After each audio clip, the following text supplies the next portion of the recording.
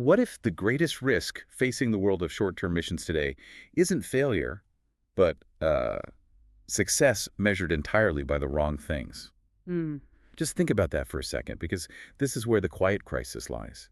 For decades, these trips have been, held up as this gold standard of good intentions. Right. Fueled by enthusiasm. Exactly. And we celebrate all the visible stuff, the Mm. freshly painted walls, the programs we deliver, the glossy photo albums that prove we were there, we were productive.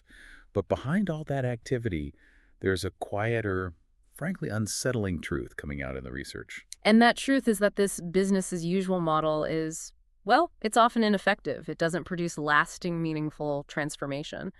Not for the community and maybe not even for the participants. That's the core tension we're diving into today. It is. We've gone through a stack of sources here that fundamentally challenge this project-first approach.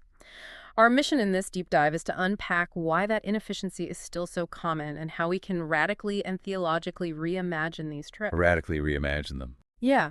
We're talking about moving away from what we might call the hero narrative, where we show up as saviors, towards something much, much deeper, something rooted in the concept of the incarnational bridge. The Incarnational bridge. I like that framing. Yes.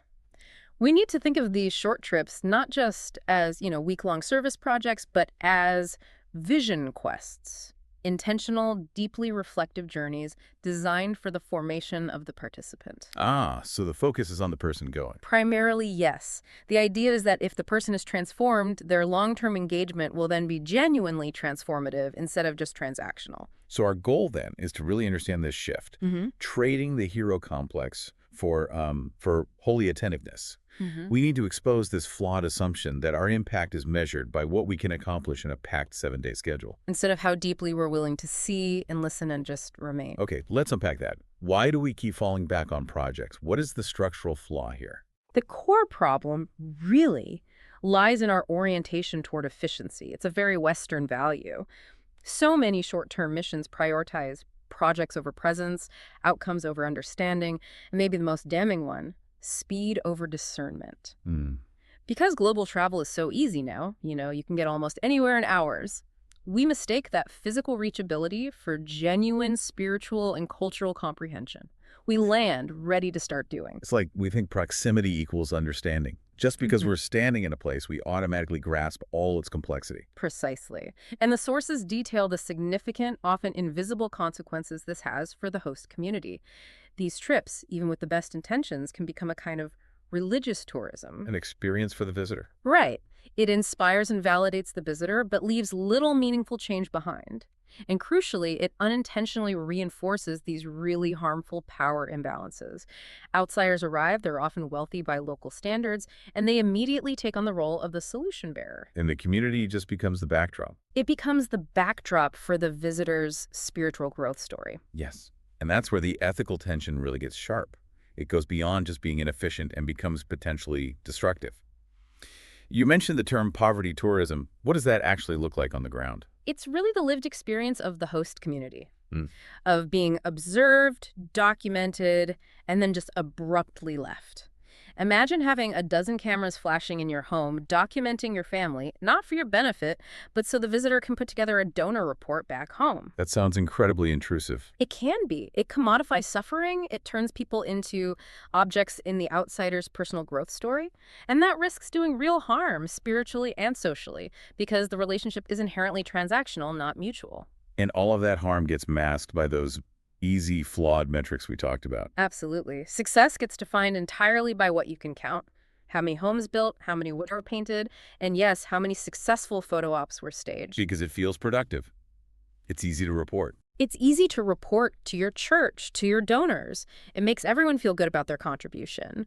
But these quick, visible wins often mask a deeper failure, a failure of imagination about what real long-term partnership looks like. It's a false comfort, isn't it? It lets the team check a box. So here's where it gets really interesting, and it requires a mental shift for you listening. The question isn't, what did we accomplish? The question has to be, what did we become? And how does that transformation lead to sustained engagement? If the primary metric shifts to character and humility, everything else changes. That's the pivot point. And the corrective isn't better project management, it's deep theology. Yeah. We have to look at the incarnational model. We anchor this, as the sources do, in John 1.14. The Word became flesh and dwelt among us. Which is the ultimate mission blueprint, but we so often reduce it to just a nice sentimental idea instead of an actual operational strategy. But it's the radical lesson. Think about what the Incarnation means. God did not save the world from a distance with efficiency. There was no remote strategy meeting to maximize deliverables. Right. No. God entered into vulnerability, entered the slow, messy pace of human life, and stayed long enough to be misunderstood. The message is clear. Presence precedes productivity. If God prioritized dwelling, who are we to prioritize efficiency? Okay, but practically speaking, and this is where the rubber meets the road, if I'm on a trip that only lasts 7 days, how can I possibly dwell? Doesn't that theological standard set an impossible bar? That is a critical question, and the sources are clear. It isn't about the duration, it's about the intentionality. The shift reframes the trip not as an isolated event to do something for others, but as a catalytic moment to be formed with others. So we're not just visiting a community to change it. We're entering it to be fundamentally changed by the relationships we build there. Presence, in this context, just means adopting the posture of a learner, even for a short time. So the goal of the short trip becomes disrupting the participants' worldview, to open their imagination to what long-term faithfulness looks like once they're back home. Exactly. And the outcomes are so different when you think that way. Painting a wall, sure, it's helpful, it changes a building. But praying with a local family over a shared meal, that act of mutual vulnerability, that changes the imagination. Building infrastructure meets a need, yes. But building trust and submitting to local leadership, that reshapes power dynamics. That fosters real dignity. When presence leads, the projects serve the relationship. They don't dominate it. That distinction service, serving the relationship, not replacing it, that brings us to this idea of the vision quest. It's designed specifically to dismantle that hero narrative. The Vision Quest framework is, well, it's an intentional journey designed primarily for the transformation of the participant. We have to acknowledge that the person visiting is often the one most in need of correction, of their assumptions, their privilege, their ideas of what need is. Why do we need a formal structure for that? Can't we just trust people to be humble? Because our human default, especially when we cross socioeconomic lines, is the hero complex. We are just wired to seek that little psychological reward tied to our ego, the allure of being the rescuer, the protagonist. The one with the solution. The one with the solution. Yeah. The sources point out it's often tied to our need for self-validation. We want to feel important, useful, necessary. And that search for validation leads directly to saviorism. It does, and worse, to spiritual pride. We start prioritizing our own agency, our visibility over the quiet, often invisible work God is already doing in that community. We want to fix the problem in our short window of time because that visible completion validates our effort. But the theological correction here is profound. It comes straight from Paul's theology of weakness in 2 Corinthians. God's power is made perfect in weakness. That just flips the entire script. Yeah. It suggests that real mission requires humility, vulnerability, and the realization that God's Spirit was at work in this community long before our plane ever landed. We move from being the main character to being a supporting actor in a story that's already in progress. Exactly. And if we accept that, the metrics have to change. Traditional metrics value output number of converts, buildings completed. Vision quests, on the other hand, they value qualitative growth. They value seeing your neighbors as teachers, which is a radical act of submission. And seeing ourselves more truthfully. And seeing ourselves more truthfully, exposing our own assumptions and blind spots. So we're not just looking for a new skill like masonry. We're looking for a new heart posture like empathy. That's the whole point. So if we buy into this, the next crucial step for you listening is the practical one. How do we actually do this? How do we get from a project-centered to a present-centered trip? Right. This is where it gets very practical. The sources lay out a framework with 3 intentional phases. It respects the time limits of a short trip, but it leverages the time you have with maximum intentionality. So let's start with prep. Most trips just focus on fundraising and what to pack. Right. Phase 1 is pre-trip formation. And this requires a heavy investment in equipping participants to listen, observe, and reflect before they ever act. This is not optional. It has to include rigorous cultural literacy training. So specific reading, not just generic travel guides. Yes. academic or historical texts about the region. And this phase also demands intense self-reflection. Participants need to identify their personal biases, their unconscious expectations, what they are hoping to get out of the trip. The spiritual reward they're seeking. Exactly. If you can't name your own biases before you leave, you are guaranteed to import them and cause unintended harm. You have to prepare the heart before you pack the bags. Okay, then we're on the ground. What shifts in phase 2 during the trip? Here, the guiding principle is proximity as discipline. You have to relentlessly prioritize relationships over project completion. That often means the schedule needs mandatory flexibility. If a local leader invites you to an impromptu meal, you say yes, even if it means you miss the last hour of painting. Because the relationship is the primary deliverable. It is. The team has to participate in shared rhythms meals, daily work, worship, even just sitting silently together.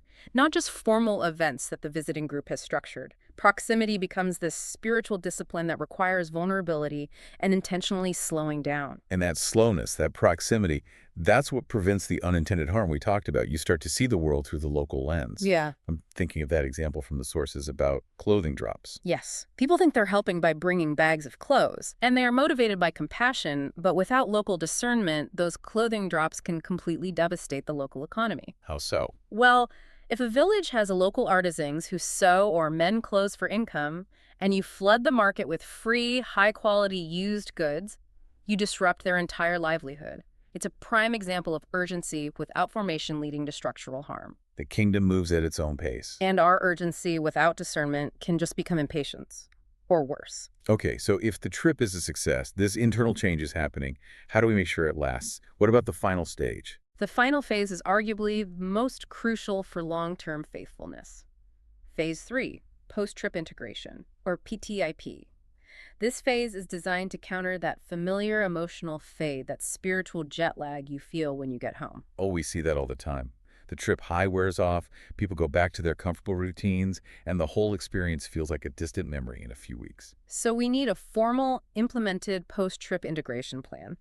And the focus here shifts entirely away from the team's accomplishments. Participants must share their personal transformation, the ethical challenges they saw, the specific spiritual insights they gained. So you tell the story of how you were rebuilt, not just what you built. That's it. It forces accountability for transformation. And the PTIP must include a plan for sustainable engagement. Not just sending a donation once a year, it means continued prayer for specific people, ethical advocacy on behalf of the community's struggles, and ongoing learning about their situation. It turns a temporary visitor into a source of long-term faithfulness. That commitment, post-trip, is the ultimate fruit of the Vision Quest model. We've really brought this conversation full circle. We've learned that the most enduring outcome of a mission trip isn't what the team constructs, but what they learn to notice and honor. Yeah. We have to mature from this activity-driven engagement to incarnational presence. And that distinction is theological, it's economic, it's psychological. Efficiency delivers visible results, which appeals to our ego. But presence, the willingness to dwell and listen even for a short time, delivers transformation, often invisibly, by reorienting our whole lives around humility. The question isn't whether short-term missions have a place, but whether they're willing to mature. So, since true mission success is measured by the character and humility it cultivates long after you return home, here's the final thought for you to mull over. What practical small habit from that post-trip integration plan, maybe setting aside 30 minutes a week to learn about the issues facing the community you visited, or starting a conversation about ethical purchasing, could you adopt this week? How can you bridge that gap between powerful intention and lived, ongoing faithfulness? It might feel small, but that sustained step is what makes the mission truly endure.